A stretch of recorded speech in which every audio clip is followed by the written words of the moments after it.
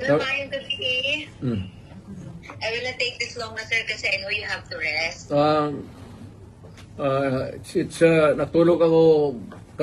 natulog kami buong araw, ma'am. That's nice to hear. Okay, sir. Unang-una, how are you po? Talagang ang daming gusto magtanong, kumusta po si President Duterte? Sa awa ng Diyos, okay ako. Wala nga. Okay, sir. Hindi na po ako magpapaligoy-ligoy pa, sir. Nitong weekend, lalo na kahapon, ang dami hong nagulantang at nagpanik dahil dun sa balita. Ano po ba talaga ang nakarating sa inyo, sir? Meron daw po ba kayo talagang warrant of arrest? Ano po? Alam mo, ma'am, what is circulating in the city of Manila, it's almost the same that's being bruited around dito because of the, communications. Very easy. As a matter of fact, it's almost instant. Ilang segundo lang. So, ang masasabi ko, ma'am, is though I do not claim ignorance about the moves before and long before and after a few months of respite, nandiyan na naman yung issue. So, I guess this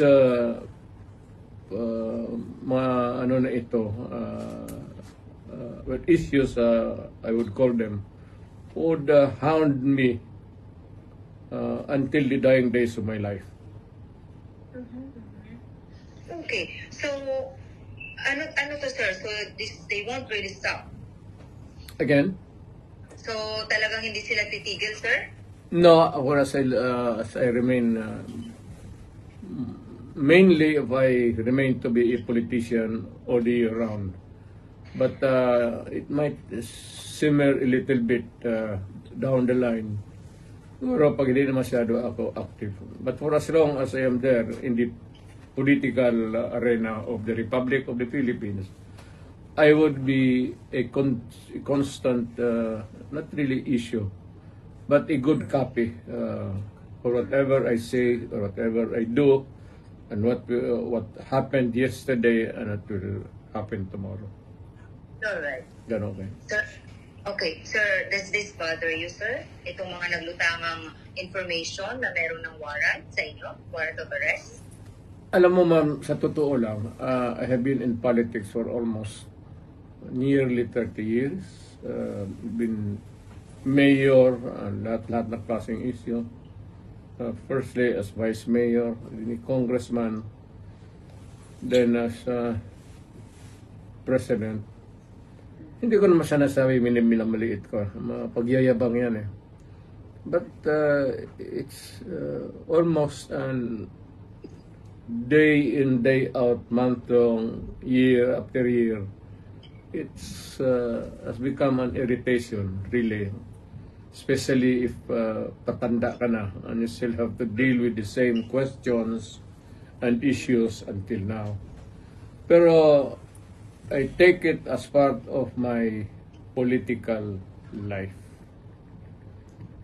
Kasi nandyan I early on nagpasok ako sa gobyerno as a prosecutor that verily as early as ilang taon lang pumasok na ako sa politika. Okay. Sir, kung sakali nga po na meron at kayo ay pasomon po, will you appear? Again, ma'am. If ever na meron nga po talaga, kung talagang totoo nga itong warrant of arrest ng mga lumutang, kung sakaling meron nga talaga, what's your plan po? Will you appear kung sakaling pasomon po kayo, sir? I would say that not really appear on non-appearance, but I will deal with the problem directly, frontally. As a lawyer, gagamitin ko na yung pagka-abogado ko. Okay, sir. So, suffice to say that you have been prepared for this po, Mr. President? For the longest time. For the longest time since, as far as I can remember, maaga ako nung ilang years early on, so that to be around siguro, put it lightly, mga first 5 years, first term, second term, nandyan na yan. So, I have learned to deal with the problem directly, frontally, and walang pasikot-sikot. Alright. I have been very frank all these years. Alright.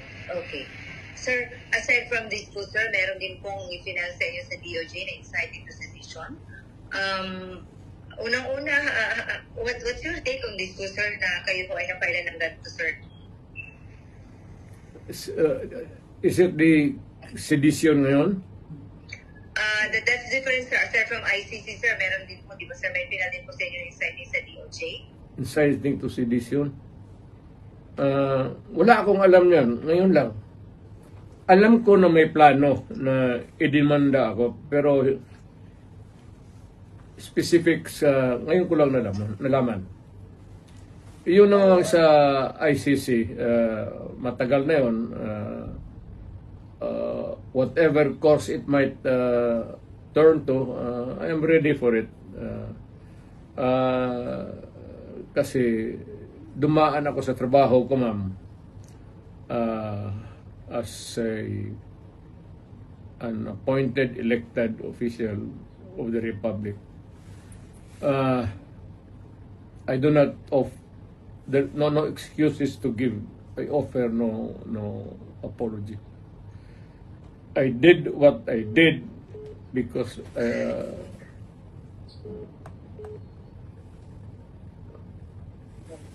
Okay. to continue, I said I did what I had to do kasi trabaho ko at ginawa ko. Whether or not it would run me down or push me up, it's too early and it for history to make the accurate count. I do not want to judge myself, except that I answer the problem, the questions, whenever it crops up. Alright. Okay. Sir, amidst all these, issues about your, the arrest warrant po ng ICC, pinag-uusapan din po ngayon, syempre, yung impeachment po ni VP. Is it true that are you really going to join in his defense panel, Mr. President? In her, rather, defense counsel po. In her defense team. Yes. You still join, sir? Yes. Pero you want the defense, the lead counsel anymore, sir? Mm-hmm. Well, I will deal with the multiple problems as they come along. And there will be a lot of them. But the basic issues remain the same. Alright. Sir, nakapag-usap na po kayo ni VP? She was beside me a few minutes ago, after dinner. Alright, it's good to hear you have dinner together. Sir, ano pong pinayo niyo sa kanya, sir? If there's any po. Na pag nawala ako sa political scene, either natanggal ako o namatay ako or whatever, for any reason, sabi ko sa kanya, hiningi ko na sa Pilipinas na tulungan ka pagdating ng panahon mo. At tumakbo ka ng presidente. At continue. Hindi ko hinarang yan, ma'am. Ngayon na lang. Of late. Because I think I'm pretty with this kind of problem pa ulit-ulit. Sabi ko, sige, sundin mo na. And for all the unanswered issues, ikaw na ang magpatuloy ng sumagot. At kung mapresidente ka man, sundin mo lang yung style ko at okay ka. Wag kang matakot, sabi ko makulong ka. So did you say sundin ang style mo? Oo. Ano particularly, sir, ang style ni PRRD ang gusto niyo makuha po ni VP Sara para maging okay talaga? You cannot change the Philippines overnight into a trouble-free country. But you can minimize the misery of the people in the hands of the oppressors and the criminals and all. Pwede mo na rin patayin lahat para isang hearing na naman. Sir, kaya mga ganyang salita mo, sir, kaya ano eh. Ah. Anyway, sir, Tama sir, yan. napag-usapan niyo pa ni VP about sa kanyang impeachment, sir? Hindi. Hindi naman naniniwala yung babae niya ng payo. At saka, hindi naman interesado yan kung ma-impeach talaga siya o well, impeachment ay proceeding. The trial itself, you should not worry a bit. I don't know, but makita mo naman yung sa karakter ng babae na yan. It's totally indifferent yung mga problema na yan. I mean, she can always respond. As always, she has been responding to me. Well, I can always transfer to a new life, a new beginning. Ganon yan siya. So, pagka ganon ang kausap po ang tao, hindi mo mabigyan ng payo. What for? Hindi naman nakikinig. Okay. Sir, what made you change your heart? Kasi alam namin nung una, lagi niyo pong dinidiscourage si Ma'am Inday na wag talagang tatakbo kasi you've been there. Alam niyo, ayaw niyo siyang mahirapan. What made you change your heart and mind and now you're convincing your daughter to run na po for president? Why the change of heart po? Para yung... Well, she truly loves her country. Dapat gawin niyang gawin. At this time, at this point in time, when paalis na ako at patanda na, at maybe soon, so sooner than expected, I will make my exit as a politician. And then how did she respond, or what was her reply po to you, sir? I think si Inday has become a political animal.